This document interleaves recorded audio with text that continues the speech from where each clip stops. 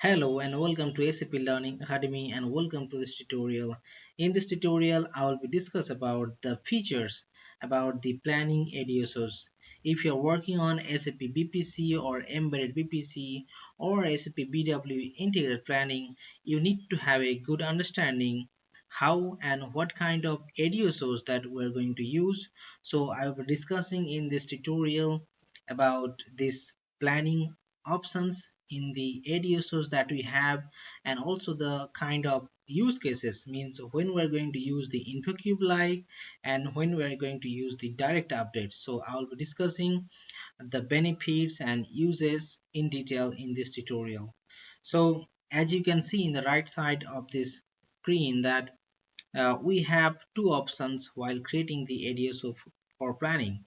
The first one is the planning on InfoCube-like, and the second one is the planning on direct update. So when you're going into the Eclipse or HANA Studio, and while creating the ADSO, you can find these options. And first, I will talk about like InfoCube-like ADSO. So, I will put a dummy data right here in this tutorial. Like I will put a company code is 1000. Okay.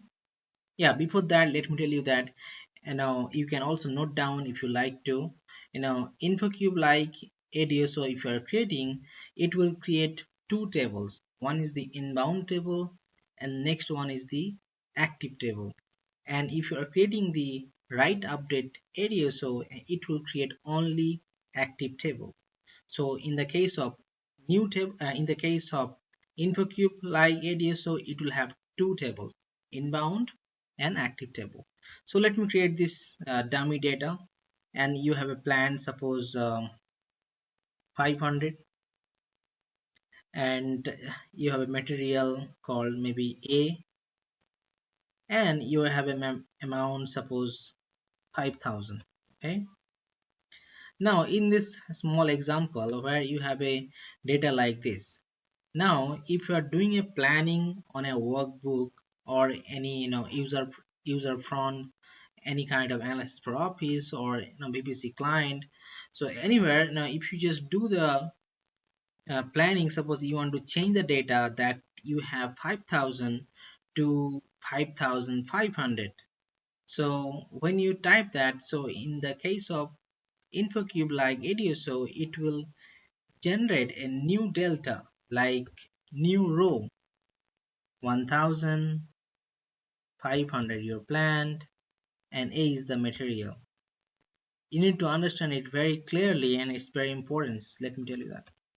So you want to modify the total in the, suppose in the front end that you are having, and you have made it, you have like 5500, but in the system, it will be stored like that in the inbound table, not the active table.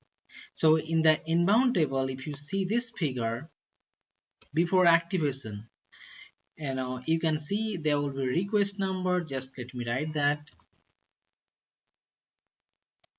So just for dummy purpose, I'm writing that 1 and 2.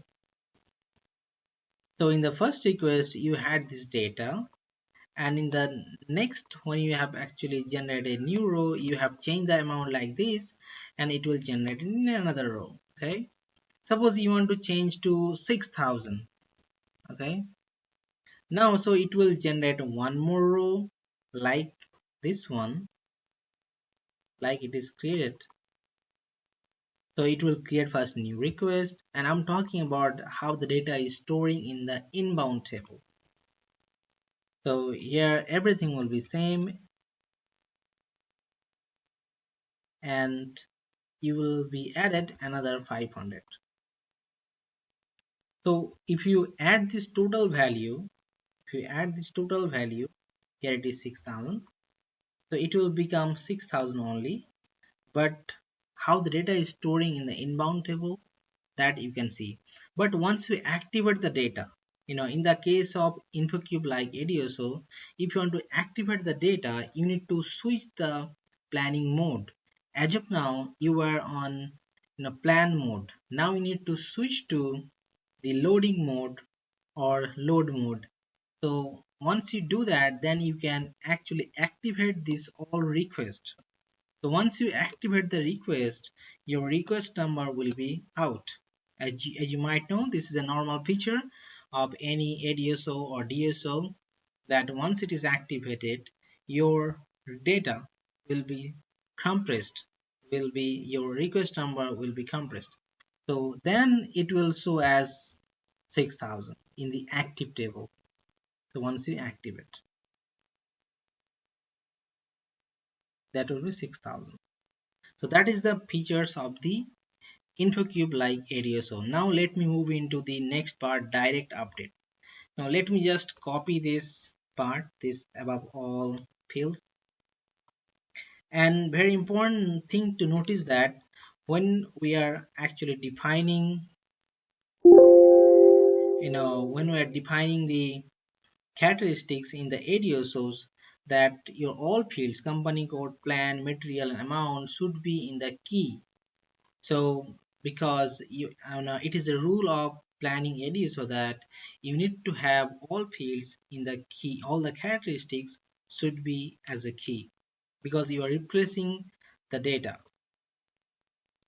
So now we are coming into the direct update.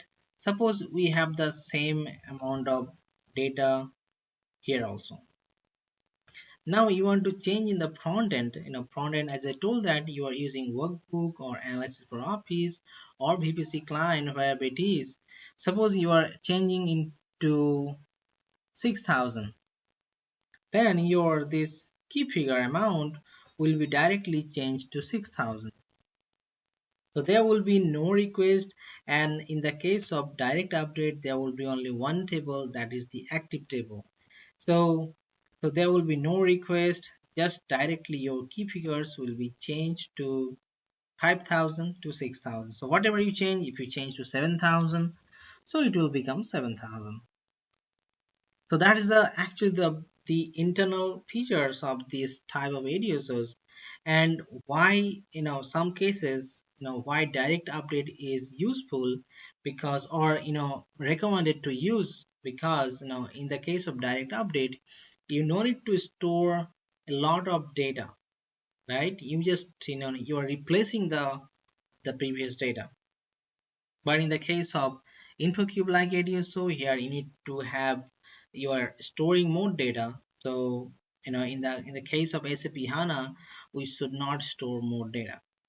But there's a good point in InfoCube-like ADSO, that we have this delta feature. If you want to load into further DSO or ADSO, so you have an option by the transformation. When you are loading it, you have an option for the delta. But here you cannot do the delta. If you want to load into further target, that will be always full load.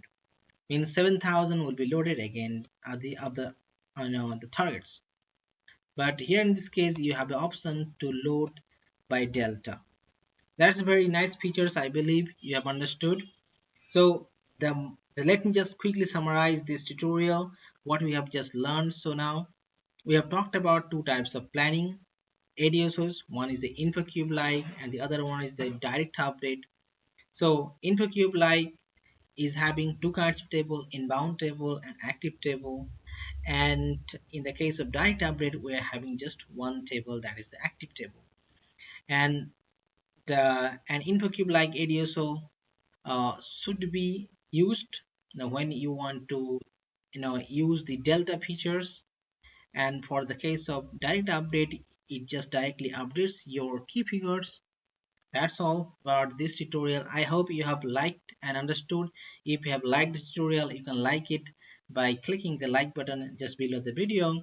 And if you are new to this video or channel, please subscribe our channel, and also look into my other tutorials. I've given the links in the video description, which will be really beneficial for you. Thank you for watching. See you again.